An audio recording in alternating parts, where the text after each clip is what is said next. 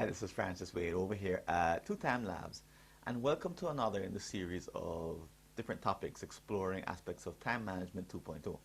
And in this particular video, we're going to be looking at something called the planning fallacy, and it has to do with the optimism that many of us display when we make estimates about items that we're going to be completing in the future, what we at Two Time Labs call time demands.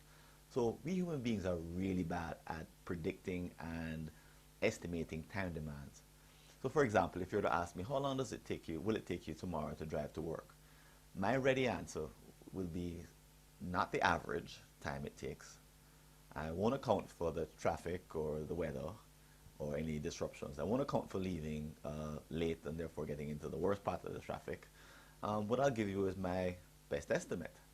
So what we do when we're engaging in the planning fallacy is to make the mistake of remembering the past, but being doomed to repeat it.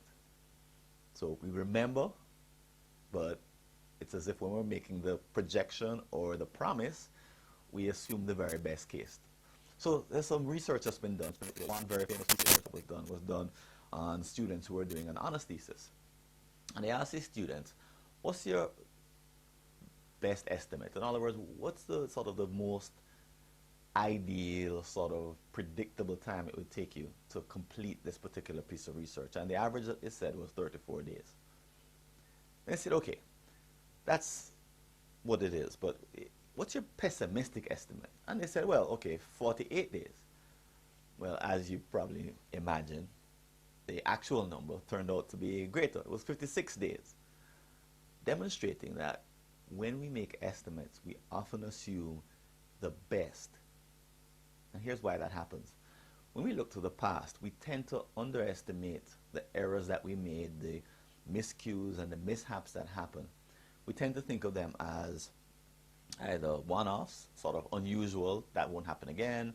That was the day that I had the flat tire, or that was the day I had to stop by the grocery store to pick something up, that's why I was late to work. Or we tend to think that the items that happened in the past, the reasons why something took so long in the past were because of reasons that won't happen again. So they're actually unrelated to what we're doing this time, because this time it's actually, we're driving in the middle of the summer, so it's not the winter, so we're not going to see the rain or the snow that we saw back then. So we discount and diminish our information from the past. And then the second reason this happens is that as we look to the future, we tend to look to two main things. One is how much time we think we have available. And we look and say, well, I should have lots of time, yes, and then don't schedule anything for the next 3 weeks.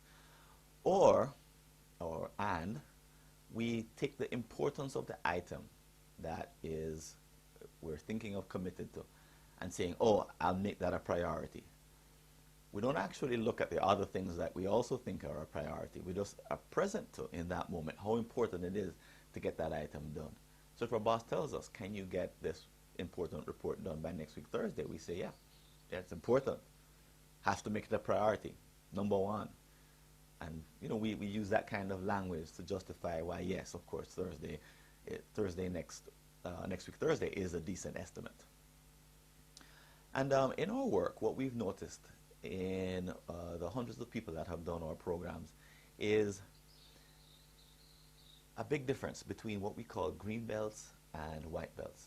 So green belts tend to have the very best skills in terms of managing their time, managing a calendar, managing a schedule. White belts have sort of the very basic skills.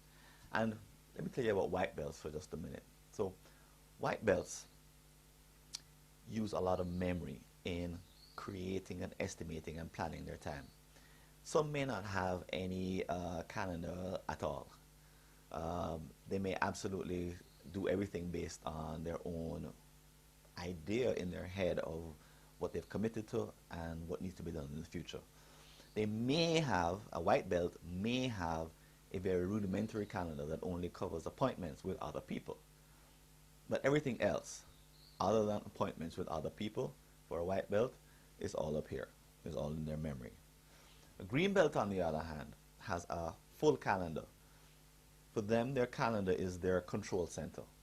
And they have very, very, very few things that they try to remember in terms of future events, in terms of time demands. Instead, they rely on a combination of habits, like you wouldn't schedule brushing your teeth, that's a habit, or items that are in their calendar. They try very hard not to rely on their memory or to have anything in their memory that they have to pull up in order to get something done. Instead, it's either in their calendar or it's a habit. Very simple. So the results, however, are very, very different in reality. And there's two ways I want to emphasize, and two ways in which the white and green belt operate very differently when it comes to the planning fallacy. So the first has to do with estimates of available time. So a white belt, say I'm in the middle of a meeting, and as I said, my boss asked me, can I commit to an item for next week Thursday? If I'm a white belt, what I do is I quickly scan my mental calendar. Now, if I happen to have an appointment calendar, I may pull it out. There's no appointments on Thursday. But what I do in that instant is my mind tries to assemble a mental calendar of all the other action items that I have due and whether or not I'm planning to do them on Thursday. So while I'm doing all of this assembling, my boss is looking at me impatiently and he's saying, well, can you do the thing on Thursday or can't you? What's the story? And under pressure, I would say yes. Yes, because I don't have enough time to put together a mental calendar. I'm under pressure. And as far as I can tell, there's nothing available. And a green belt, however, would operate very different. They'd say, well, let me check. And they'd actually go to their hip and actually pull out their calendar and say, well, next week Thursday, I plan to work on the 4 items for the Smith project. Can we push the Smith project out by 2 weeks so that I can move this project in so that I can get it done by next Thursday? And the boss would either say yes or no. But now you're having a conversation based on real commitments that have been captured in some way, as opposed to commitments that have not been captured and are actually all mental. And then the second has to do with learning.